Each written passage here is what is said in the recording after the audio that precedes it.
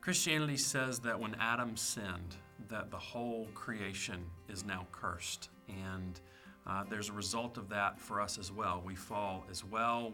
We stand guilty before God. We are in need of salvation. And it's a very normal and natural question for someone to ask, why?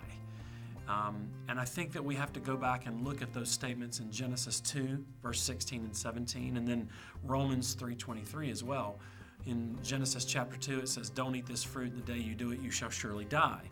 In Romans 3, the Bible says that the wages of sin is death. And so you have this, looks like a formula where God is saying, if you sin, I will kill you. And the natural question to ask is why?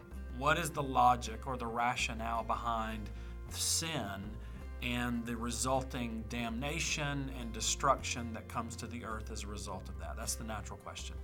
I think what we have to remember is, first of all, who God is. So we say a lot of different things about God, and we could list a lot of those attributes right now, but let me just mention one. God is the creator, which means as creator, he's the one that gives life.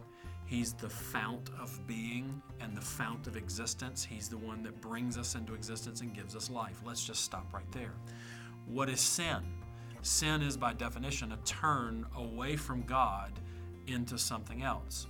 And so when we put those two ideas together, we can see that God is the giver of life, the fount of life, life itself.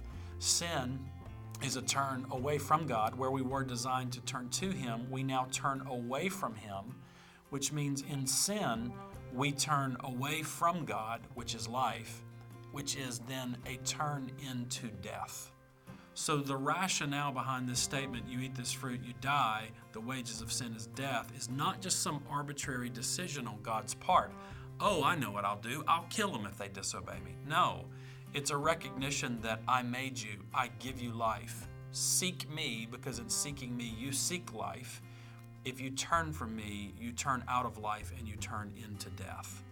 And so I say to students a lot of times that, listen, you were made for a particular thing. You were designed for a particular thing, and that is relationship with God. And when we turn away from that life-giving relationship to God, that has horrible consequences for me, for you, for everybody, because a turn away from God is a turn into death and destruction and damnation as such.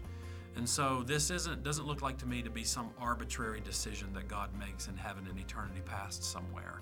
It seems to me that it follows logically and clearly that when we turn away from God, we are thus bringing death and destruction on ourselves as a result of that.